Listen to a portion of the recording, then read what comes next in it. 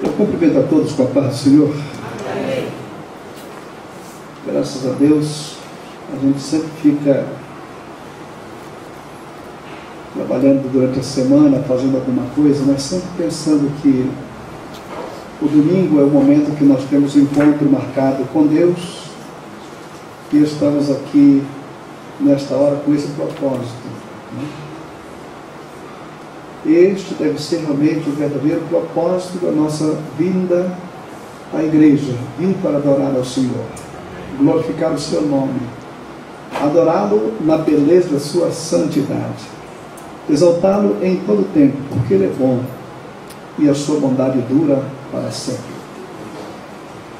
O tema deste mês, naturalmente, ele, se você bem pensar, ele resume em si praticamente todo o plano que Deus tinha no início com a humanidade. Com que finalidade Deus criou o homem? Com que propósito Deus criou o homem? Ele naturalmente coroou a sua criação justamente com a formação do homem. E quando nós podemos olhar um pouquinho mais atrás, às vezes eu observo uma mãe, quando está gestante, o cuidado que ela tem com o bebê que vai nascer. A criança, quando nasce, ela não se preocupa em comprar um berço, comprar fraldas, comprar qualquer outro aparelho, qualquer outra coisa. Não. Porque quando uma criança vem ao mundo, a mãe já adquiriu tudo aquilo que vai ser necessário para o crescimento sadio desta criança, né? Deus, antes de colocar o homem no mundo, ele cercou o ambiente para que o homem vivesse. O que seria, por exemplo, do homem ter sido criado, como foi Adão criado já adulto, e ter que pensar em lavoura, criação, e o que se manter, como fazer as compras, o que fazer para viver? Não. Quando Deus o colocou no mundo, já colocou no Éden, cercado de tudo que ele fosse necessitar. Então aquilo que dependia de Deus para fazer o homem feliz, então ele com toda certeza proporcionou toda esta felicidade. Agora, a felicidade em andamento iria depender única e exclusivamente da forma como essas pessoas iriam conviver, como é que elas iriam se relacionar. Colocou praticamente no coração do homem um amor sincero, um amor puro, um amor cristalino, um amor ingênuo, um amor que não queria nada em troca, um amor que estava sempre disposto a colaborar um com o outro. Mas infelizmente a infiltração do pecado ali no Éden transtornou todo esse projeto, todo este plano que Deus tinha para a felicidade do homem. E você observa que logo no princípio começa uma família com uma desavença tremenda, um irmão que mata o outro, um casal que comete um pecado, é expulso daquela natureza tão bela que Deus criou, e a desarmonia, ela procede daquele momento para frente. Aonde dependia de Deus para proporcionar a felicidade do homem, então isso ele fez. Agora, essa dependência do homem é que ele iria arcar com essa responsabilidade. E ao cair, e ao transtornar essa situação, praticamente o homem, ele perdeu a principal fonte de equilíbrio da vida, porque ele entrou em desarmonia, não apenas uns com outros, mas com a própria criação, com a própria natureza.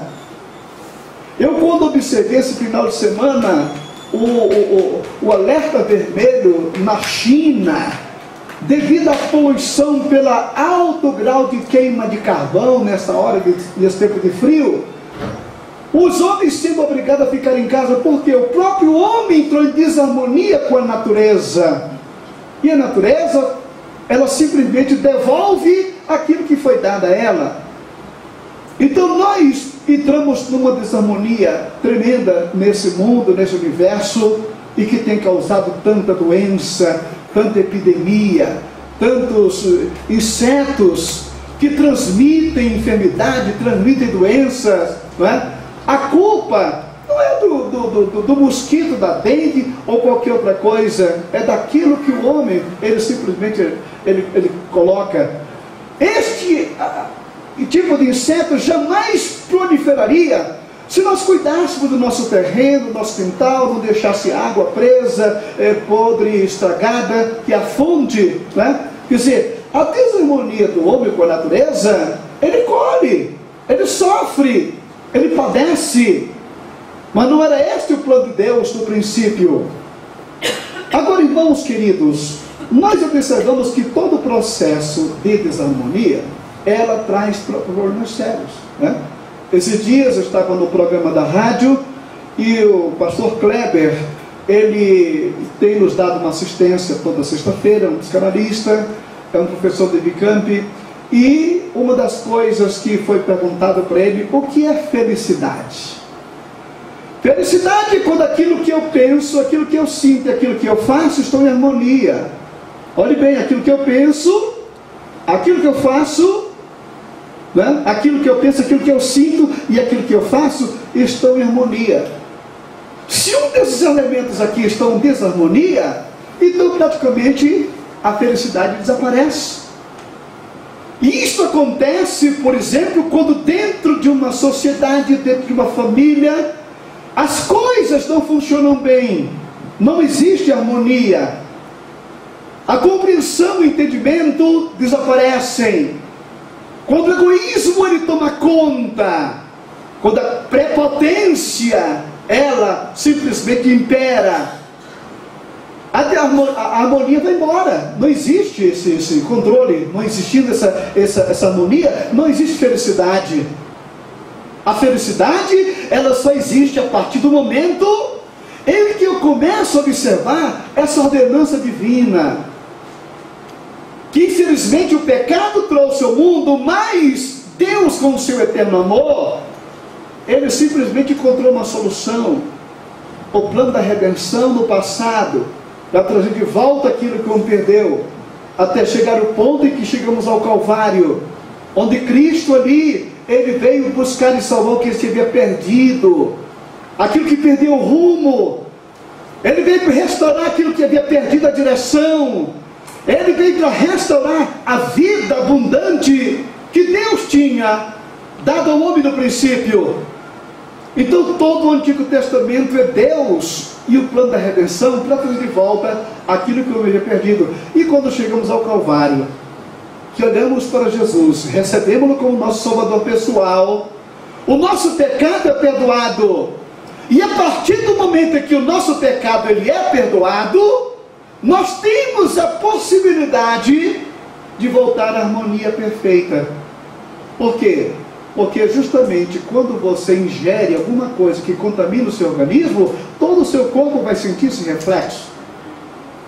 Ingira um alimento, por exemplo, que com a data vencida, estragado, você vai injetar no seu corpo alguma coisa que vai lhe transtornar a sua saúde, vai minar a sua saúde, você vai passar a adoecer. Aí o que é que você faz? Você vai ao médico, procura desintoxicar o seu organismo, através de medicamentos, alimentação, outras coisas, e quando você consegue tirar do organismo aquele alimento estragado, que contaminou o seu corpo volta a funcionar normalmente. Esta solução Cristo nos trouxe no Calvário. Quando o homem estava contaminado pelo pecado, ele recebe o perdão, e a partir do momento em que o homem é perdoado, ele volta praticamente ao seu estado original. A possibilidade de viver as coisas como elas são, a harmonia perfeita. Eu gostaria que você abrisse nesse momento a Escritura Sagrada na carta aos Efésios, capítulo 4 da carta aos Efésios, e vejamos aqui o que nos diz a palavra do Senhor ao nosso coração. Efésios, capítulo 4.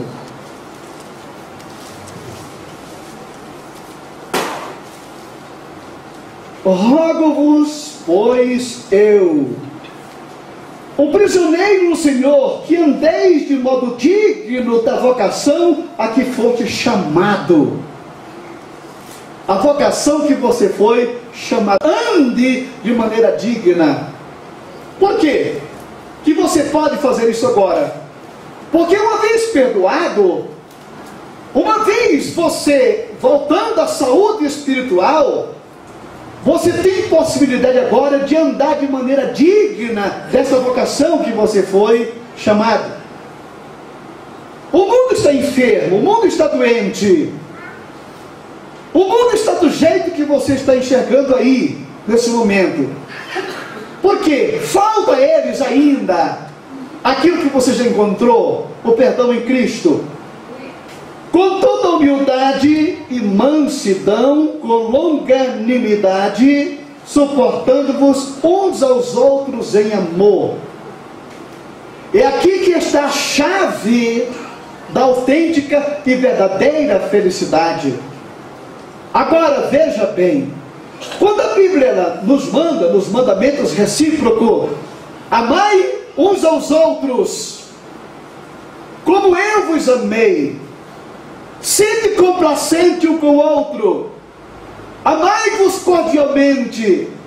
Isso tudo que nós observamos nesses mandamentos, é que agora a minha energia, ela não vai mais ser canalizada como narcisista, aquele cidadão que olhou sua imagem na água e queria agora aquela imagem nele, morreu praticamente em busca da sua própria imagem, do seu eu. Mas nós paramos de ser narcisistas, de querer tudo para nós, a ganância, o suborno, o engano, tudo é meu, me pertence. Eu deixo de ser narcisista quando nesse momento eu digo, como o apóstolo São Paulo disse, não vivo mais eu, mas é Cristo que vive em mim. É quando eu canalizo aquela energia que eu puxava para a minha vida, eu puxo para o próximo, para Cristo. É quando eu deixo de me exaltar e começo agora a exaltar o meu Criador. É quando eu deixo de olhar para aquilo que me pertence e eu começo a observar aquilo que lhe pertence. É quando eu pego a minha felicidade e pego essa felicidade, eu quero a mesma felicidade que eu tenho, que você tenha também. No momento em que eu canalizo a minha energia em prol do meu semelhante, as coisas se harmonizam. Se harmonizam. Agora você quer ver infelicidade? É quando aquele patrão ele quer tirar tudo do empregado e não dá nada em volta. É quando aquele marido quer tudo para a vida dele e não reconhece que a esposa também tem o seu eu. É quando aquele pai e mãe pensam que os filhos têm que viver somente em função deles, quando os filhos também precisam ter sua autonomia, ter a sua vida. Irmãos, no momento que eu começo a valorizar o meu semelhante, a pessoa que me cerca, no momento que eu começo a reconhecer o potencial que o outro tem, e eu procuro fazer alguma coisa para melhorar cada vez mais, o que é que eu estou fazendo aqui? Aquilo que eu queria como amor para a minha vida, eu estou querendo para o meu próximo. É o amor recíproco. Amar a si mesmo, amar o próximo como você ama a si mesmo, é isso. É você valorizar o outro, é você reconhecer o outro, é você querer bem-estar, o bem-estar do outro. E isso é um mandamento recíproco, porque aquilo que eu quero para a minha vida, eu quero para a vida da minha esposa, eu quero para a vida dos meus filhos. Eu quero liberdade de expressão, eu quero liberdade de ação, eu quero liberdade para agir. A pessoa que está do meu lado também ela quer, ela deseja. E por que eu vou tolher esta liberdade? Sou eu que tenho direito? Não. Então, continuando aqui, o apóstolo falando no versículo 3, esforçando-vos diligentemente por preservar a unidade do Espírito no vínculo da paz. No vínculo da paz. Isso aqui, irmãos, é de fundamental importância.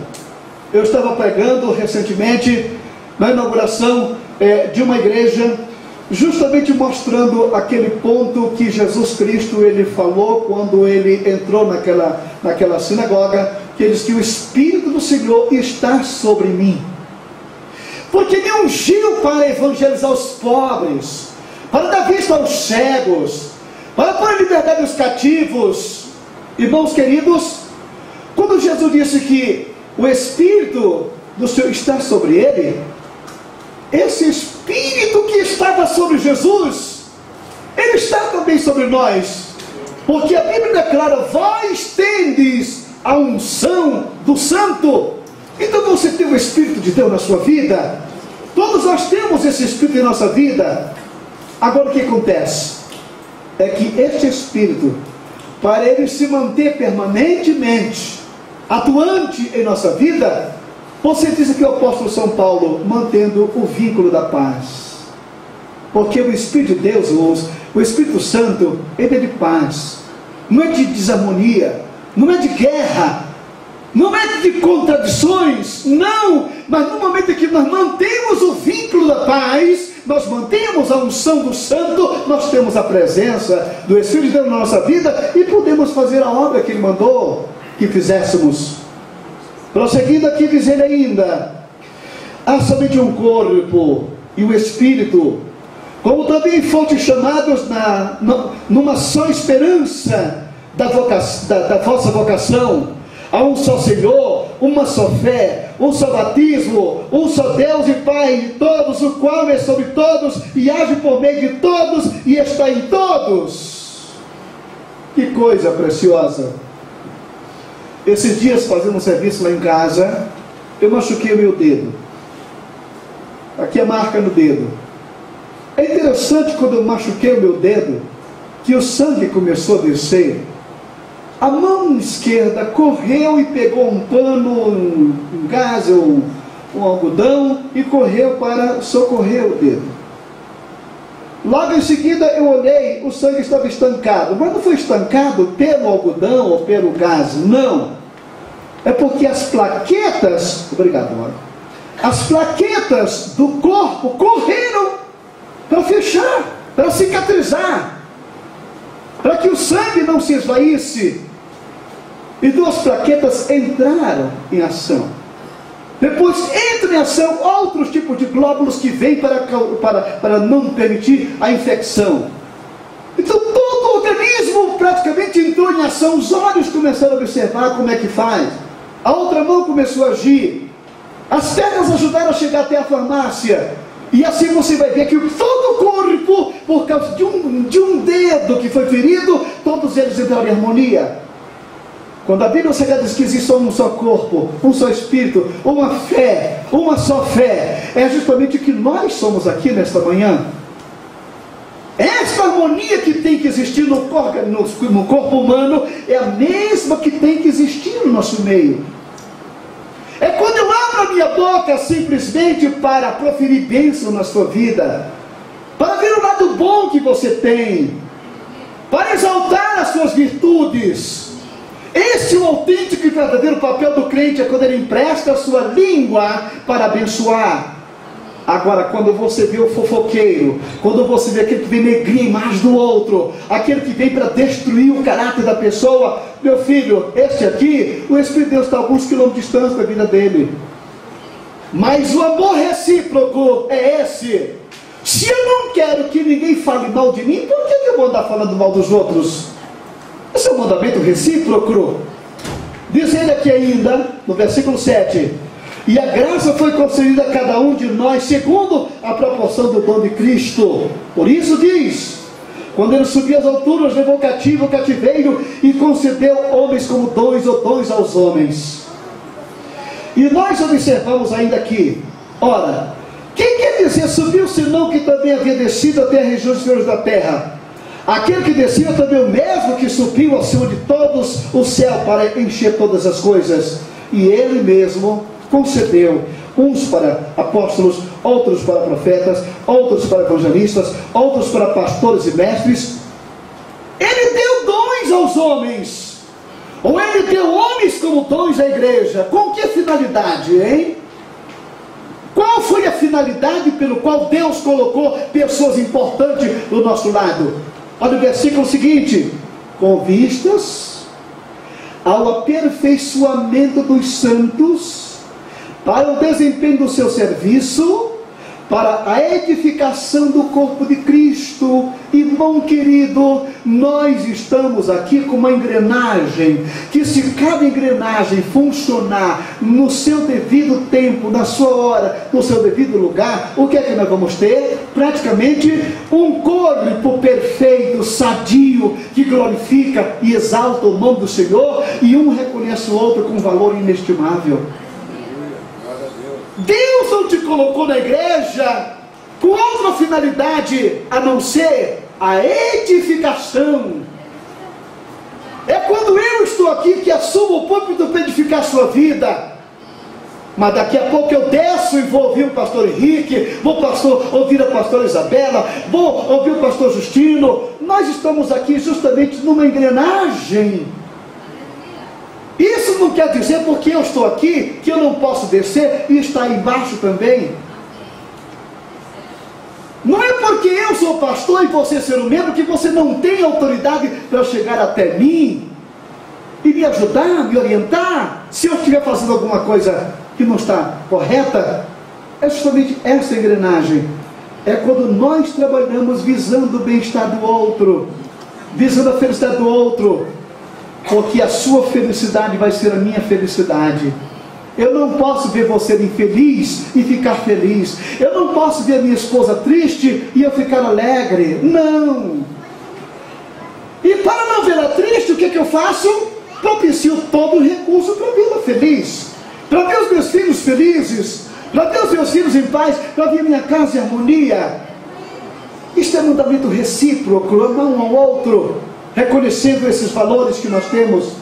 Prosseguindo aqui o versículo 13: até que todos cheguemos à unidade da fé e do pleno conhecimento do Filho de Deus, à perfeita varonilidade, à medida da estatura da plenitude de Cristo. Que coisa maravilhosa! Não tem coisa mais preciosa, irmão querido, de que você ver alguém que você trabalha na vida dela crescer espiritualmente, até chegar a uma estatura de um autêntico cristão, que sabe amar e respeitar os valores dos outros, que sabe reconhecer a felicidade do outro, mas não vai tentar tirar, né? Eu vejo, por exemplo, o pastor Henrique falando que ele foi em uma casa e uma pessoa milionária e viu tudo aquilo ali.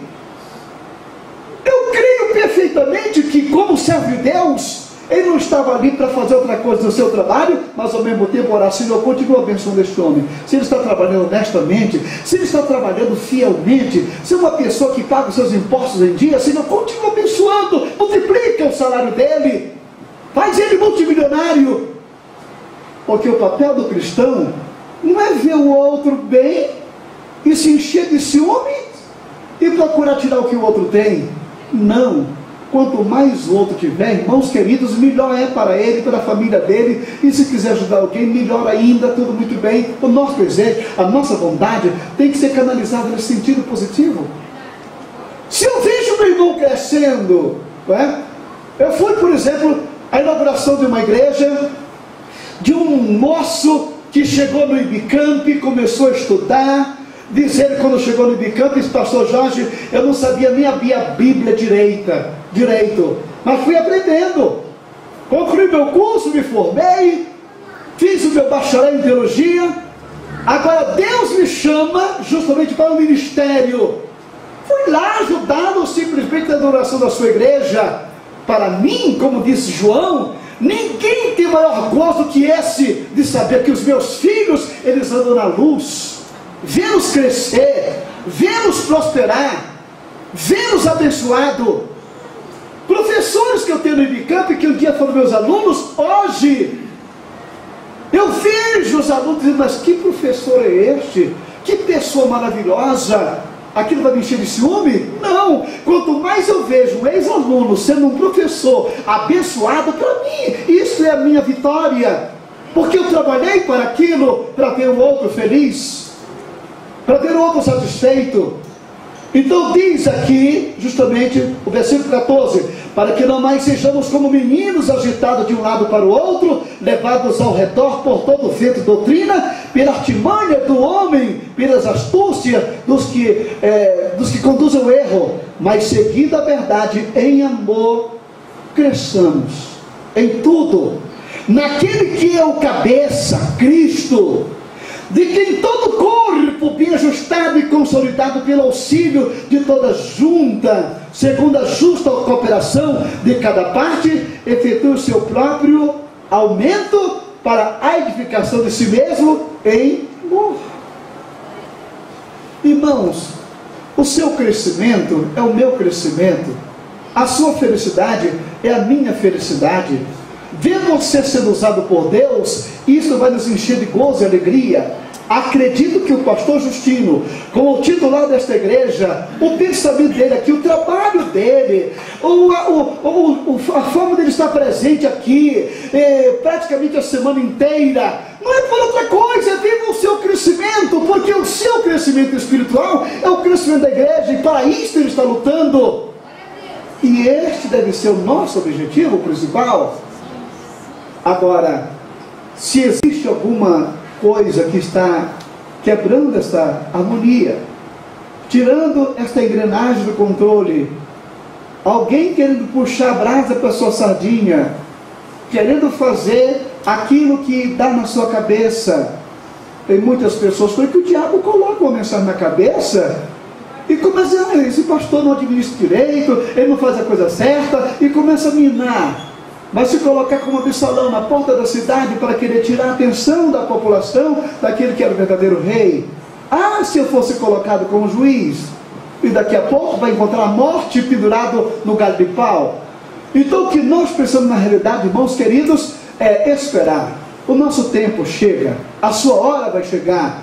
E no momento em que Deus te chamar para ser líder de um trabalho, de uma obra, irmão, a coisa vai funcionar de uma maneira tão harmoniosa, tão perfeita, que você vai sair alegre, vai deixar um povo alegre, todos felizes, porque esse é o verdadeiro sentido da vida cristã, da vida de fé. Então nós observamos justamente isso, tá? Apenas mais um trecho bíblico para concluir, Mateus capítulo 22, Mateus capítulo 22,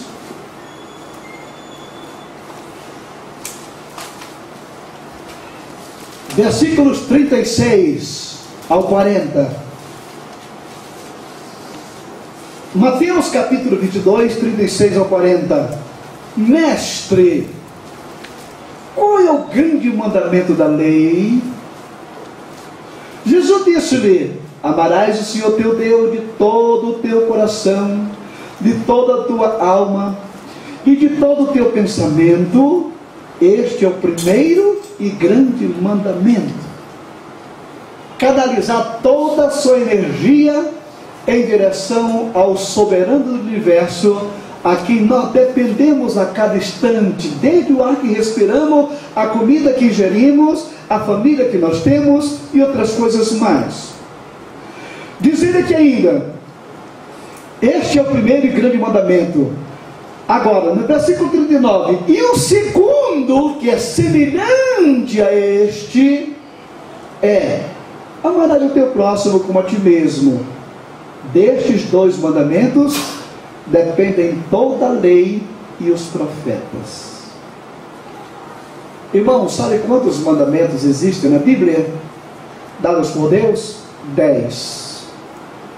Você sabe desses 10 mandamentos?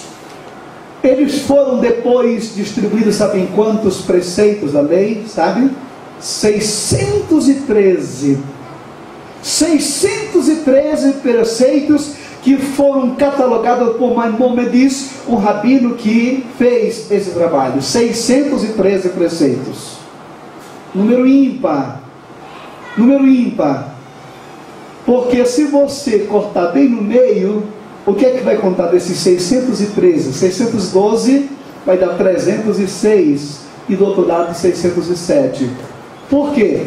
Porque existe 306 mandamentos negativos e existem 607 mandamentos positivos. Então o positivo ganha por um aqui nesse sentido. Agora, vou dizer uma coisa para você. Você, para cumprir a lei, você não poderia pisar em nenhuma delas. Agora calcule você tem que decorar 613 preceitos. Você não vivia? Não tinha como. E não há quem cumpra a lei. Não. E Deus pegou esses 613 preceitos e resumiu simplesmente em 2. Que se você cumprir esses 2, você cumpre toda a lei. Você cumpre toda a lei.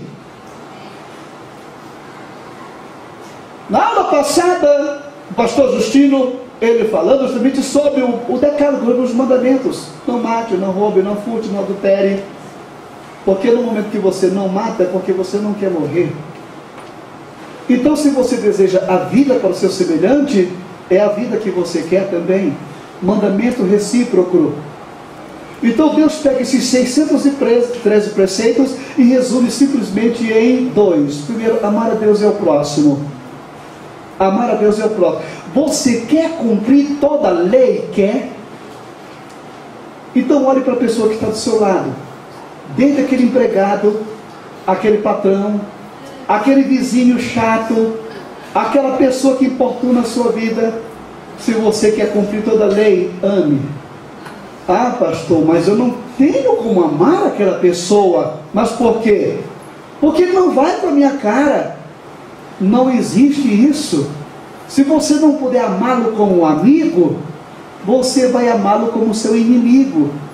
Porque a Bíblia manda você amar o seu inimigo.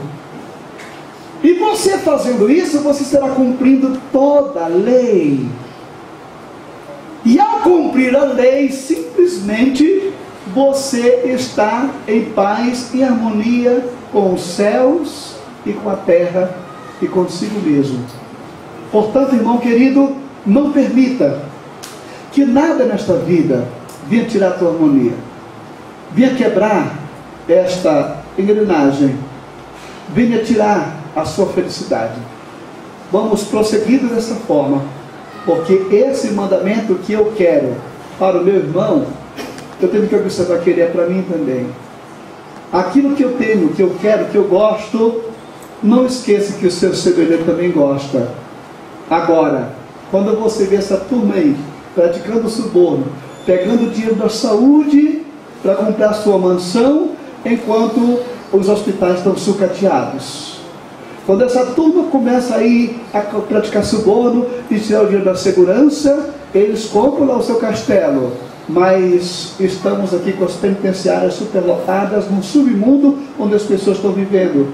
O amor no coração dessas pessoas está a quilômetros e quilômetros de distância. Mas nós estamos aqui nesta manhã, recebendo a orientação divina de como nós podemos fazer a coisa certa e correta, para que tenhamos um mundo melhor, uma família melhor, uma igreja melhor, uma sociedade melhor. E isso depende simplesmente de nós cumprirmos esses 2 mandamentos, amar a Deus e ao próximo. Isso é suficiente. Amém? Vamos orar. Amado Pai, nós te glorificamos, Senhor, por esses momentos aqui na Tua presença, pela meditação na Tua palavra. Continua, Senhor, falando ao coração dos meus irmãos. Os irmãos que estão nos assistindo aqui pela internet, pelo vídeo.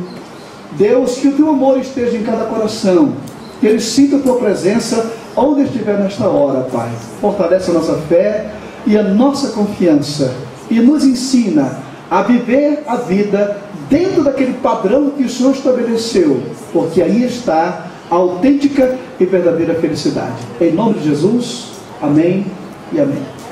Deus nos abençoe, irmãos.